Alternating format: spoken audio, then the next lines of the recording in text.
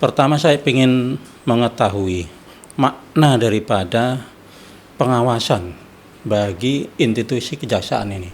Ya, ini kami lebih mengedepankan sebagai partner. Berbeda tentunya dengan waktu yang lalu yang kesannya adalah mencari-cari kesalahan. Konsep apa bidang pengawasan ini supaya bisa mempertahankan public trust itu? Perubahan itu perlu dilakukan, Pak. Yang saya maksudkan perubahan adalah kalau selama ini pikiran kita adalah inginnya dilayani sebagai jaksa, Pak. Sekarang sebagaimana Presiden bilang, kita ini pelayan masyarakat. Nah, ini harus dirubah, Pak. Kita tidak bisa lagi merasa kayak zaman dulu, saya ini ngerojokso ini. Saya ini harusnya dilayani. Tidak, Pak. Sekarang ini bagaimana cara kita melayani. Nah, ini yang kadang-kadang saya lihat di beberapa kantor kita kurang. Merubah mindset dari A menjadi B itu memang tidak mudah, Pak Kajati. Tapi kita harus lakukan. Kita selama ini merasa karena kita ini jaksa, strata kita cukup baik dibandingkan pegawai lain, dan kita kadang-kadang saya lihat kita berbuat suka-suka gitu.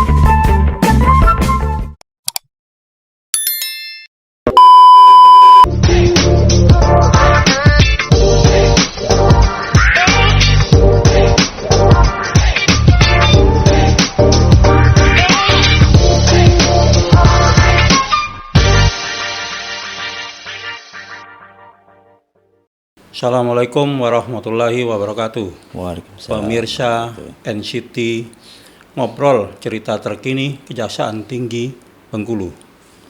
Hari ini saya kedatangan tamu Inspektur 3 pada Jaksa Agung Muda Pengawasan, Bapak Darmawel Aswar.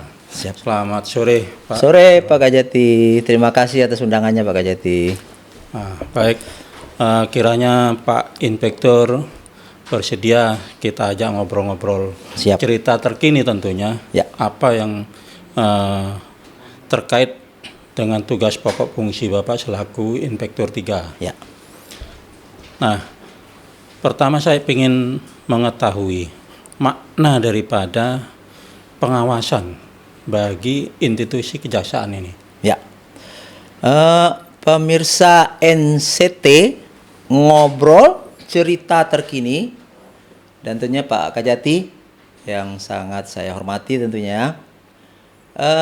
Makna dari pengawasan yang dalam artian kami datang ke Bengkulu ini adalah dalam rangka pertama tugas kami itu melakukan pemantauan, Pak, terhadap kinerja, terhadap proses penegakan hukum dan lain sebagainya yang berada di Bengkulu.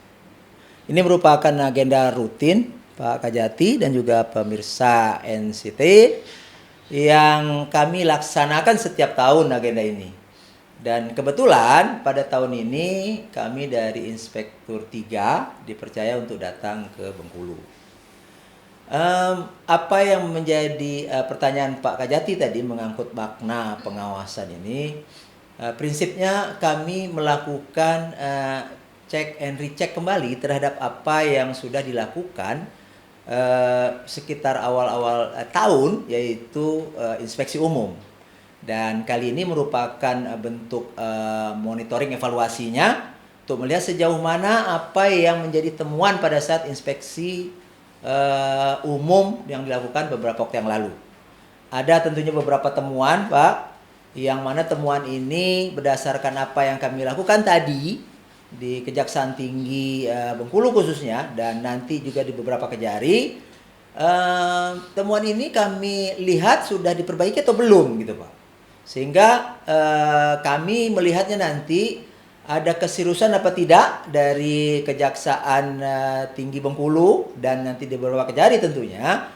Dan sementara ini hasil kami di Kejati Bengkulu khususnya, Pak Kajati, ini menunjukkan apa yang menjadi temuan pada inspeksi umum ini sudah diperbaiki dan semuanya sudah selesai, dalam pengertian sudah ditindaklanjuti 100%. Itu menyangkut makna pengawasan yang kami lakukan di Bengkulu. Sedangkan prinsip-prinsip pengawasan yang sekarang Pak Kajati, ini kami lebih mengedepankan sebagai partner. Berbeda tentunya dengan waktu yang lalu yang kesannya adalah mencari-cari kesalahan. Tapi pada saat ini kami mencoba menjadi partner, menjadi konsultan bagi teman-teman di Kejaksaan Tinggi Bengkulu dan Kejari-Kejari. Nah, konsultan itu Pak kira-kira apa bagi kejaksaan di daerah ini? Ya, ini pertanyaannya nih sangat dalam nih Pak Kajati.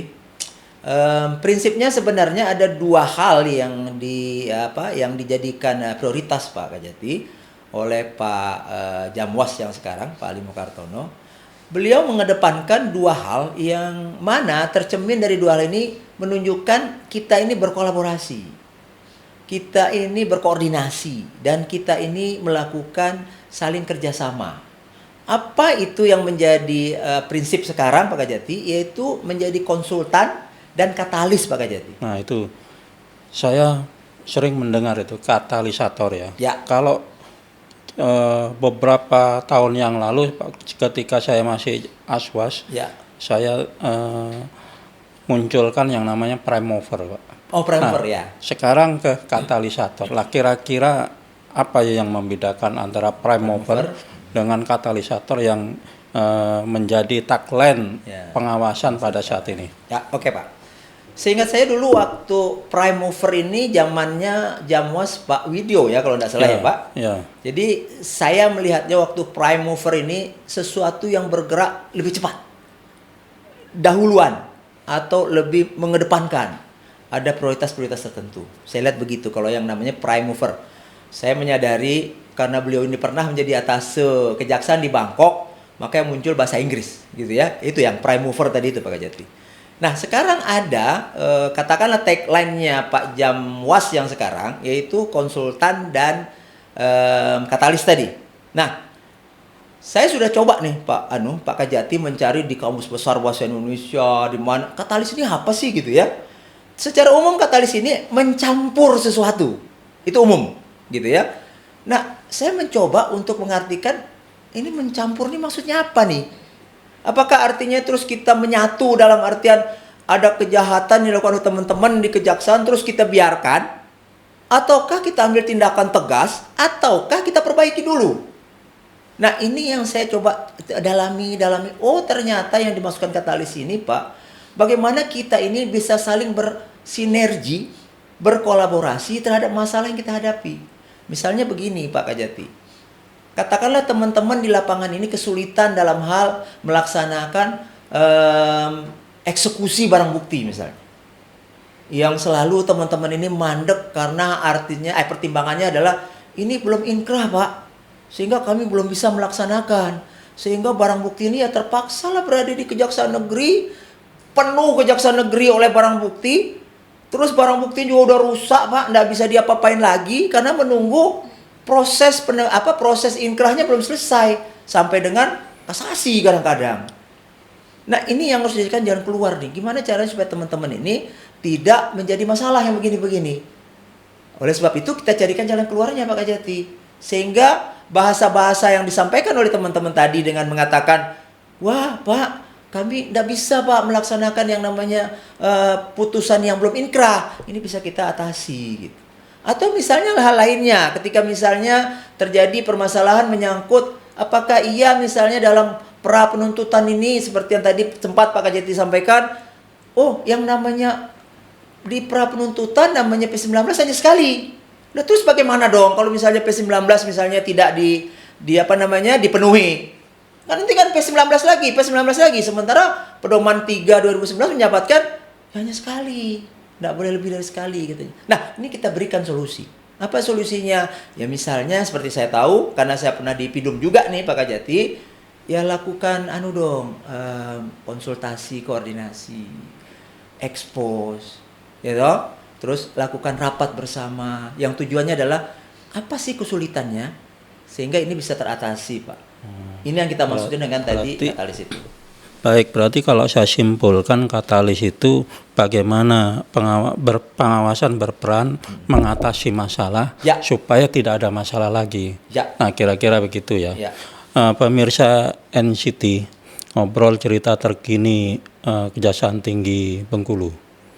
Kita tahu bahwa berulang kali diberitakan di mass media bahwa lembaga kejaksaan sekarang mempunyai public trust yang sangat tinggi. Mempertahankan public trust itu tentu tidak mudah. Nah, kaitan dengan hal tersebut saya akan bertanya pada Pak Inspektur, konsep apa bidang pengawasan ini supaya bisa mempertahankan public trust itu? Ya, terima kasih Pak Kajati. Pemirsa NCT, saya sering lupa ini, ngobrol cerita terkini. Ini pertanyaan yang menurut saya sangat bagus, ditanyakan oleh tadi Pak Kajati selaku host ya Pak Kajati ya. Konsep apa yang bisa diberikan oleh pengawasan untuk bisa mempertahankan apa yang sekarang menjadi keunggulan kejaksaan, atau katakanlah kejaksaan ini sangat dipercaya oleh publik gitu ya. Pertama tentunya kalau saya berpikir perlu dilakukan beberapa hal penting Pak Kajati. Misalnya saja kita mengingatkan para jaksa kita untuk tidak lagi bermain-main dengan sesuatu yang dilarang. Misalnya tidak bermain proyek, tidak lagi bermain-main misalnya mengatur sesuatu dalam proses mulai dari pratut, sidang sampai putusan. Kemudian juga sikap-sikap harus dijaga Pak Kajati. Misalnya saja contoh ketika misalnya sekarang banyak sekali kasus-kasus ini pemirsa NCT, kasusnya maksud saya adalah ada kita sebagai pegawai, kita sebagai jaksa, sebagai TU yang orang lain tahu gaji kita cuman katakanlah sekian, tiba-tiba penampilan kita melebihi dari gaji. Ini kan jadi pertanyaan nih Pak Kajati. Loh kok bisa ya gajinya sekian, dia punya tas mereknya A gitu ya, dia punya kendaraan mereknya B, yang kalau diukur secara umum tidak mungkin lah kita bisa beli itu. Ini yang kita sedang sampaikan nih Pak Kajati kepada teman-teman di daerah yang namanya flexing tadi itu. Artinya tidak pamer mentang-mentang kita punya terus suka-suka kita gitu kan, untuk menampilkan oh saya punya mobil, oh bisa beli sendiri Pak, orang tua saya orang kaya, saya dapat warisan. Bukan begitu caranya gitu ya, sehingga nanti masyarakat akan melihat wah ini apa yang dilakukan ini. Contoh mungkin Pak Kajati pernah ingat Pak Kajati ada Kajari kita waktu itu pas bertepatan dengan hari anti korupsi internasional Pak Kajati di Jawa itu. Dia melakukan kampanye anti korupsi dengan menggunakan sepeda Brompton. Ingat kan bukan Pak Kajati itu? Apa pandangan masyarakat? Loh, katanya dia menyampaikan anti korupsi, tapi dia menyampaikan dengan menggunakan sepeda Brompton. Ini kan sesuatu yang menjadi bertolak belakang gitu ya. Brompton memang harganya bervariasi sih, tapi orang tahu Brompton itu cukup mahal gitu ya, cukup mahal Brompton itu. Tapi belum melakukan sosialisasi, penyuluhan, tahap apa gitu namanya, menggunakan sepeda Brompton. Nah ini yang tidak tepat gitu ya, tidak tepat dia menggunakan pada saat yang tidak tepat juga. Nah hal-hal yang begini nih yang harus kita hindari Pak Kajati. Ya, berarti gaya hidup itu harus dijaga betul ya, betul. Supaya tidak sampai lembaga kejaksaan dianggap orang-orang kejaksaan ini bergaya hidup hedon. Betul. Ya. Tapi tentu juga apakah integritas itu perlu dijaga untuk bisa mempertahankan public trust ini? Kalau integritas itu wajib tuh Pak Kajati. Kita punya trikrama adiaksa ya Pak Kajati, Satya Adi Wicaksana. Kalau kita baca tuh dari isinya, saya pikir itu semua bicara integritas Pak Kajati. Jadi artinya ketika kita mengumandangkan satya, bagaimana kesetiaan, bagaimana kebijakan, dan bagaimana kebijaksanaan yang kita lakukan dalam trikrama adiaksa itu semua mengacu kepada integritas Pak Kajati. Itu yang pertama. Yang kedua Pak Kajati, setiap kita HBA, kita kan selalu ada perintah harian Pak Jaksa Agung kan? Nah di dalamnya itu selalu memuat persoalan integritas selalu. Beliau selalu penekanannya adalah integritas harus dijaga. Karena kalau integritas sudah lewat, ini semua lewat. Ini integritas ini menjadi tiang yang utama kalau menurut kami Pak Kajati. Apalagi integritas ini juga harus dibarengi dengan agama yang kita anut Pak Kajati. Sehingga kalau kita merasa integritas kita ini bagus, biasanya agamanya bagus. Kalau integritasnya udah jelek, agamanya juga jelek tuh biasanya tuh. Karena tidak ada lagi rasa bahwasanya apapun yang dilakukan, dia tidak berpikir kalau Tuhan ini lihat dia gitu. Integritas ini kan menunjukkan saya tidak akan melakukan itu. Karena kalau saya melakukan itu salah. Dan saya tahu persis ada Tuhan yang lihat saya nih gitu. Nah, ini yang mungkin harus kita bangun, bagaimana menjaga integritasnya tetap ada gitu. Walaupun kita sama-sama tahu bahwasanya kebutuhan itu meningkat. Sementara misal gaji kita gitu-gitu aja. Tapi apakah kita bisa hidup? Bisa Pak Kajati. Asal kita menyesuaikan apa yang ada. Jangan cuman gaji kecil, tinggalnya di apartemen mewah. Gaji kecil minta tinggal di perumahan mewah. Kan ini tidak cocok. Harusnya kan kita sesuaikan. Oh, gaji kecil misalnya sudah cicil mobil yang cicilan mobilnya setiap bulan 10 juta misalnya. Ini kan tidak pas. Kenapa tidak kita mulai sebagai misalnya jaksa pertama, ya sepeda motor dulu lah. Yang cicilannya cuma 2 juta gitu kan. Kan sekarang kita nih kelihatannya kan ada juga nih teman-teman nih saya lihat. Anak-anak baru masuk gitu kan.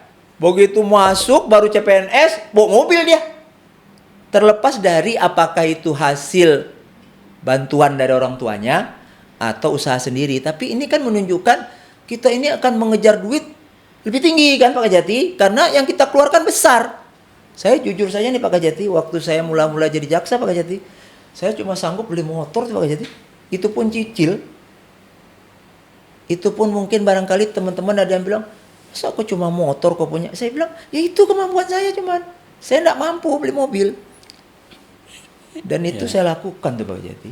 Baik, berarti konsep pengawasan ini bagaimana bisa mempertahankan public trust ini ya tentu dengan mengajak pada seluruh insan adiaksa untuk tetap menjaga marwah dengan cara integritas, dengan cara juga tidak hidup bermewah-mewahan. Nah, saya juga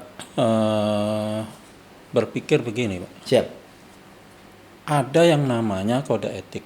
Ya, itu juga bisa bagaimana membawa insan adiaksa ini bisa menjaga integritasnya melalui penerapan kode etik. Ya. Tapi sudah sejak 2014 ya, kebetulan saya masih aswas waktu itu. Ternyata penerapan kode etik ini dinomorduakan. Sementara penegakan disiplinnya dinomor-satukan. Nah, itu kira-kira ke depan bagaimana? Ya, terima kasih Pak Kajati. Jadi soal kode etik, kami melihat sejak Pak Jamwas ini, Pak Ali Mokartono, Pak, ini lebih serius kita melakukan upaya-upaya untuk penegakan kode etik ini. Bahkan kami sedang menyusun regulasi tentang kode etik perilaku jaksa. Kami sedang susun sekarang, Pak. Pak Jamwas sebagai bentuk keseriusan beliau, kalau selama ini kita kan ada majelis kode etik kan Pak, yang tempatnya itu selama ini kan berada di BIN biasanya yang melakukan itu.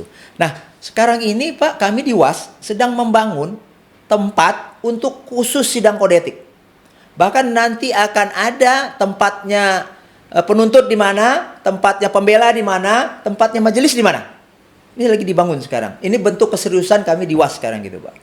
Persoalan sekarang ternyata kedisiplinan, hukuman disiplin didahulukan, kode etik belakangan. Ini nanti akan berjalan sesuai dengan apa yang kita harapkan bersama Pak. Kalau regulasi yang baru ini nanti sudah terjadi, maka ini akan lebih mudah kita menerapkan sanksi untuk kode etik tersebut. Itu yang pertama.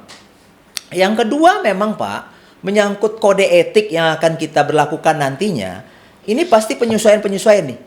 Kita memang sampai dengan hari ini menindaklanjuti dari PP 94 sebagai pengganti PP 53, ini regulasi kita belum menyesuaikan Pak. Kita punya yang namanya Perja 22 2011. Kemudian ini akan kita sinkronkan juga nanti tentunya dengan PP 94, dan sampai hari ini memang kita ada beberapa hal yang belum bisa sinkron Pak. Karena penerapan di PP 94 ini tidak sama dengan keinginan kita yang mengacu kepada Perja 022 tadi itu Pak. Nah ini yang sedang kita coba menyusun regulasi baru menyangkut kode etik ini, kode etik perilaku jaksa ini. Nah kalau ini nanti sudah ada Pak, kita akan punya nanti acuan-acuan kira-kira kalau seorang jaksa tuh kenanya gimana. Kan jaksa ini punya dua peran kan Pak. Pertama sebagai ASN, kedua sebagai jaksa. Nah ini harus kita dudukkan nih. Jangan nanti ada teman kita karena dia terkena hukuman, jaksanya lepas, PNS-nya dalam tanda tanya. Nah, ini yang kita lagi susun sekarang, Pak. Menyangkut kode etik yang Bapak sampaikan itu. Mudah-mudahan ke depan nanti akan ada perubahan-perubahan paradigma tentunya, seperti apa yang Bapak sampaikan tadi itu. Dan ini tentunya kita buat tentu akan menguntungkan lah bagi teman-teman di kejaksaan. Tidak merugikan, Pak. Justru ini akan menguntungkan. Dalam pengertian menguntungkannya ini adalah ketika diperiksa dan memang orang ini mempunyai kesalahan yang seperti ini gitu, Pak, itu akan lebih baik dibandingkan mungkin yang berlaku pada saat ini. Kalau tadi Kejaksaan Agung mempersiapkan di pusat, Ya. bagaimana dengan di daerah, Pak, terhadap pembentukan penerapan kode etik itu? Ya, prinsipnya gini Pak Kajati, kami tidak hanya mengatur di pusat Pak, nanti kami juga atur juga yang di provinsi. Kajati sebagai apa, Aswa sebagai apa, itu nanti kita atur semua di dalam situ. Nah nanti mungkin untuk tindak lanjut ke bawahnya, karena ini sifatnya adalah bentuknya nanti bisa perja, mungkin juga bisa bentuk yang lain. Nah ini nanti tinggal menyesuaikan yang di bawah Pak. Mungkin nanti ada surat dari Pak Jamwas yang menginstruksikan berdasarkan perja nomor sekian tentang bla bla bla, majelis kode etik tahap apalah gitu namanya, maka nanti di daerah melakukan bla bla bla bla. Bentuk ini, bentuk itu, nanti putusannya begini, majelisnya seperti ini, kewenangannya sampai sejauh mana. Itu yang pertama Pak.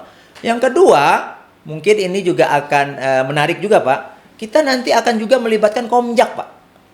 Karena di Kepresnya atau Impres, saya lupa, Kepresnya Komjak itu juga ada fungsi dan perannya Komjak Pak, terhadap apa yang kami lakukan nanti di majelis kode etik. Nah itu juga nanti perannya ada gitu. Tapi kita atur sedemikian rupa. Saya kira juga bukan hanya Komjak Pak ya. Ya. Ada juga organisasi ya. Kemarin kebetulan saya menerima ADART-nya Persaja. Ya. Ya, Persaja PJI. PJI ya. Maaf, Persaja sekarang. Oh ya udah diganti ya. Persaja ya. Ternyata di situ juga ada terkait dengan bagaimana Persaja ikut serta dalam penerapan kode etik terhadap jaksa-jaksa itu. Nah, tentu itu kan juga harus ada sarana dan regulasi di dalam penerapan kode etik nanti yang akan dibuat oleh bidang pengawasannya. Ya, itu pasti Pak. Jadi saya memberi contoh gini Pak. Ketika sekarang ini gitu ya, sekarang ini yang kita berbentuk majelis kode etik itu kan yang menjadi pembelanya kan teman-teman dari Persaja Pak. Jadi mereka nanti yang akan membela kepentingan jaksa-jaksa yang kita tuduh melakukan ABCD gitu kan. Itu sudah kita lakukan sekarang. Mungkin benar kan tadi kata Pak Kajati, menjadi lebih kelihatan lagi perannya gitu ya, si Persaja itu kan. Sehingga nanti mungkin menjadi apakah misalnya gitu, atau bagaimana perannya dia ke depannya, nanti kita coba bangun Pak di dalam regulasi yang kita buat itu. Dan mudah-mudahan ini semua mengakomodir lembaga apapun yang terlibat. Jadi mungkin Komjak ada perannya, Persaja ada perannya, terus UAS juga perannya apa gitu. Sehingga terdapat sinergitas lah di antara kita bersama itu, dan mudah-mudahan ini menjadi suatu yang baik gitu Pak untuk kejaksaan ke depannya. Baik, terima kasih Pak Inspektur. Ya. Tadi sudah saya ajak keliling-keliling ya, ke seluruh ruangan, sarana dan prasarana yang sudah kita bangun ini. Tentu saya merasa masih jauh dari sempurna. Meskipun dengan segala daya dan upaya yang saya punya bersama dengan seluruh anggota, bagaimana menciptakan Kejaksaan Tinggi Bengkulu ini bisa dipercaya masyarakat sesuai dengan anjuran Pak Jaksa Agung itu, bisa memberikan kontribusi terhadap pembangunan pemerintah daerah Provinsi Bengkulu khususnya. Nah, dan juga bagaimana kita bisa memberikan pelayanan yang terbaik. Nah, ini sarana pelayanan inilah yang menjadi titik poin penting bagaimana kita bisa menciptakan satuan kerja di Kejaksaan Tinggi Bengkulu menjadi satuan kerja yang mempunyai predikat WBK, dan ini kita masih berproses ya Pak. Nah, saya ingin tanggapan Pak Inspektur tentunya. Apa sih kunci daripada bagaimana kita bisa mewujudkan WBK di Satker Kejati Bengkulu ini? Baik, makasih Pak Kejati. Prinsipnya sih sebenarnya kalau saya lihat gitu Pak. Pertama soal integritas Pak Kajati. Jadi kalau pegawai kita sudah mempunyai integritas yang tinggi, saling dukung mendukung, saling mengerti peran masing-masing, yang tujuannya adalah untuk memperbaiki apa yang mungkin selama ini mungkin kurang, seperti yang Pak Kajati katakan itu. Dan jujur saya katakan Pak Kajati, memang semenjak, ini bukan memuji nih Pak Kajati ya, semenjak Pak Kajati berada di sini, ini banyak perubahan-perubahan saya lihat nih. Ada misalnya yang tadinya tidak ada menjadi ada, sudah ada dibaguskan gitu kan. Ini menjadi nilai poin nih sebenarnya Pak Kajati untuk mendapatkan WBK gitu ya. Walaupun seperti Pak Kajati katakan tadi mungkin ada kekurangan di sana sini, tapi prinsipnya ini hal yang kecil lah. Jadi yang penting bagi bagi kita untuk memperoleh WBK ini sebenarnya pertama integritas itu kita jaga. Yang kedua ada hal-hal baru yang kita buat. Apakah itu aplikasi, ataukah itu program atau apa. Dan yang terpenting Pak Kajati mungkin yang menjadi hal yang agak terlupakan oleh teman-teman, yaitu persoalan tematik itu Pak Kajati. Jadi ini yang perlu kita kedepankan nanti, bahwasanya kegiatan yang kita lakukan ini nih, yang di beberapa area perubahan tadi ini ada hubungannya nih sama yang namanya tematik. Nah, karena Pak Inspektur nanya mengenai tematik, ya. Sebenarnya kita sudah lakukan semua Pak. Sudah, cuman tadi tidak saya paparkan ya. Oke. Kita sudah lakukan yang namanya pengentasan kemiskinan. Ya, yaitu terkait dengan pendampingan terhadap UMKM, sampai juga ada jaksa masuk kebun. Nah itu program-program baru yang kita wujudkan. Iya. Nah ada pertanyaan, kenapa sih kok jaksa masuk kebun? Oleh karena beberapa waktu yang lalu kita menangani perkara tipikor terkait dengan replanting sawit. Nah dari situlah berangkat supaya program replanting sawit itu sukses. Maka kita turunkan jaksa masuk kebun. Nah, itu termasuk pengentasan kemiskinan juga. UMKM juga. Kemudian juga ada beberapa program terkait dengan mafia tanah ya. Peningkatan investasi. Nah, itu semuanya direktif presiden. Itu kita sudah lakukan. Nah, sekarang kepada lebih pada program kejaksaan untuk bisa meningkatkan kepercayaan publik tadi itu. Kalau tadi itu bagaimana mempertahankan, nah sekarang bagaimana meningkatkannya. Nah, apa kira-kira konsep untuk bisa kita lakukan? Karena kebetulan Mbak, Kejaksaan Tinggi Bengkulu ini menjadi jujukan juga. Beberapa instansi pemerintah yang ada di Provinsi Bengkulu ini ingin melihat kok penampilan kejaksaan seperti apa. Nah, mereka ingin meniru juga. Nah, saya merasa alhamdulillah meskipun ini masih dalam berproses untuk meraih WBK ya, tapi ternyata menjadi tempat untuk mencontoh. Nah, dari situ saya sampaikan kepada beberapa satker yang berkunjung ke sini, ya memang tidak mudah. Bagaimana pertama kali membentuk integritas pegawai, itu yang paling penting kan.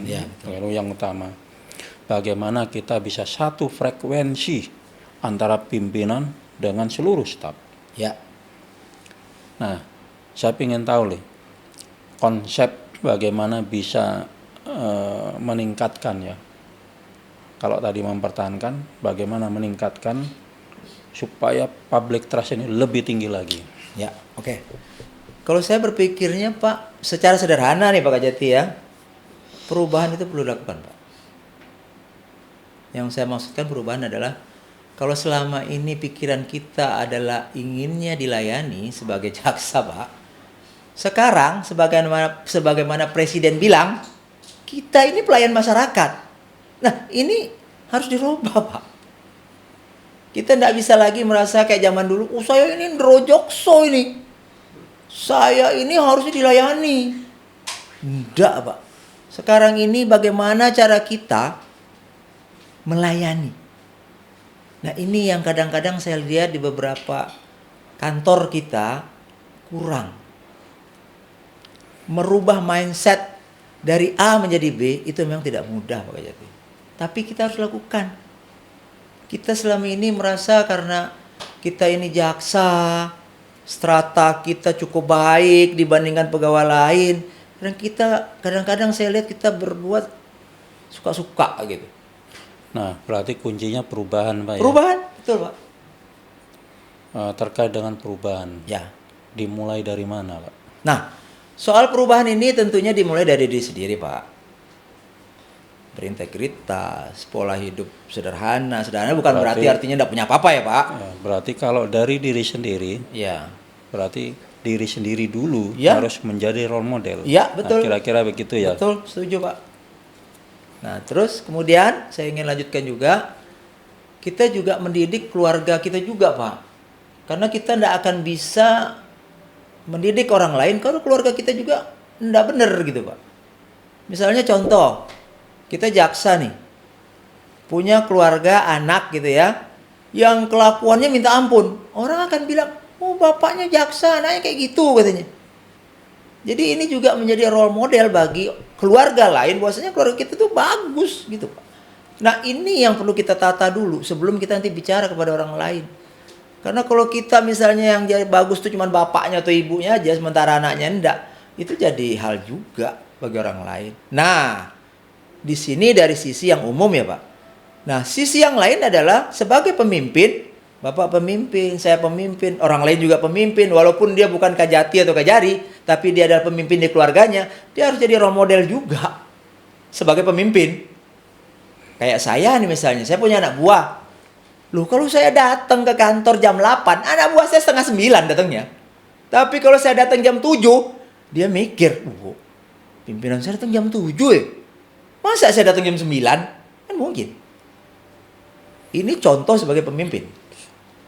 Baik, ini terakhir Pak Inspektur. Ya.